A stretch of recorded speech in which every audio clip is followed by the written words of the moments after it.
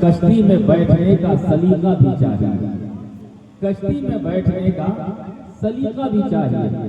ہم تو دریا ہیں، ہمیں اپنا ہنر معلوم ہے، جس طرف بھی چل پڑیں گے راستہ ہو جائے گا، جس طرف بھی چل پڑیں گے راستہ ہو جائے گا۔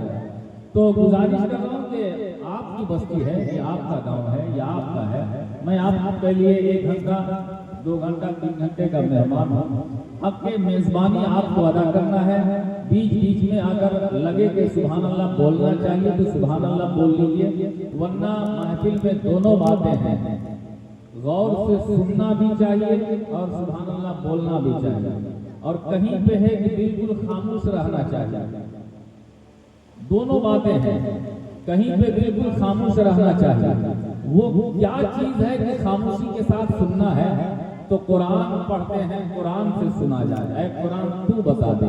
قرآن کا اعلان ہے وَإِذَا قُرِئَ الْقُرْآنُ فَاسْتَمِعُوا لَهُ وَأَنصِتُوا لَعَلَّكُمْ تُرْحَمُونَ۔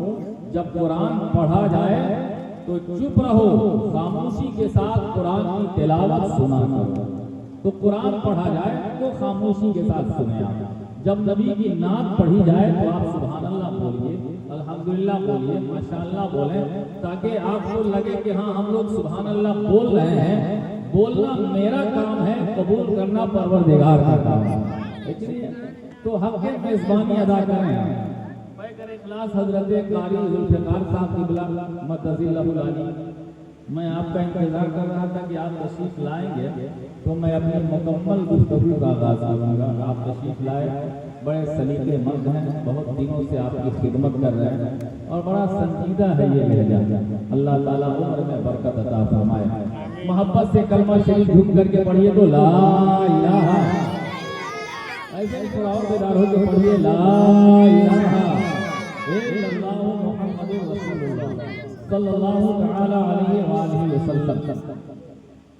میں نے قرآن شریف پارہ نمبر 29 سورہ ملک کی ایک آیت کریمہ پڑھا ہے۔ اللہ رب العزت کا ارشاد ہے الذی خلق الموت والحیات، موت اور زندگی کو اللہ نے پیدا فرمایا ہے۔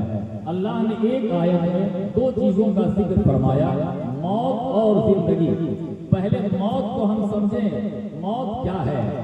موت جب لکھا جائے گا تو میم واو تا، یہ 3 حرف ہے۔ جس کو یہ موت آتی ہے اسے ہم میت کہتے ہیں، اس میں بھی 3 حرف ہے، میم یا تا۔ یہ موت جسے آئی وہ میت۔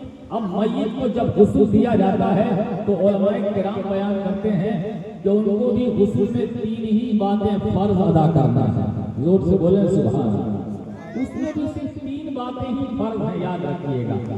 جب غسل آپ دے چکے ہیں تو ان کو کفن بھی دیا جاتا ہے، تو 3 ہی کفن دیا جاتا ہے۔ جب باری آتی ہے جنازے کو کاندھا لے کے چلنے کی، قبرستان تک پہنچنے کی، اگر قبرستان دور ہے تو ہم رکھتے بھی ہیں اسٹیپ بائی اسٹیپ، تو 3 ہی جگہ رکھتے ہیں اور آپ کہتے ہیں یہ منزل ہے، جبکہ یہ منزل فرض واجب نہیں ہے، نہ یہ سنت ہے۔ یہ منزل صرف اس بنا پہ ہے کہ اگر آپ کی آبادی سے یہ قبرستان 2-4-10 کلومیٹر کی دوری پر ہے تو ایک منزل دے دیا جائے تاکہ لوگوں کو سہولت مل جائے اور دوسرے بھائی کو جنازہ اٹھانے کا موقع مل جائے، دوسرے بھائی کو جنازہ اٹھانے کا موقع مل جائے کاندھا دینے کے لیے۔ تو یہ بھی دیا جاتا ہے، وہ 3 ہی ہے۔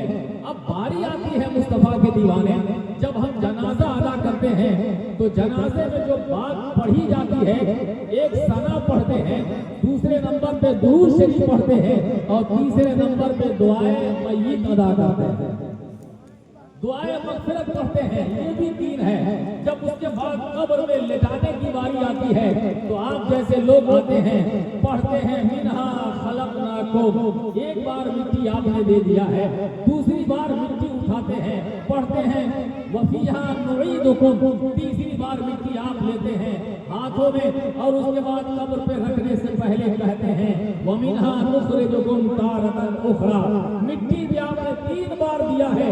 جب مٹی دے کر کے آپ واپس ہوتے ہیں، قبر میں جو فرشتہ آتا ہے، ایک کا نام منکر دوسرے کا نام نکیر ہے، وہ سوال بھی کرتے ہیں تو 3 ہی سوال کرتے ہیں، تیرا رب کون ہے، تیرا دین کیا ہے، تو اس مرد کے بارے میں کیا کہتا تھا،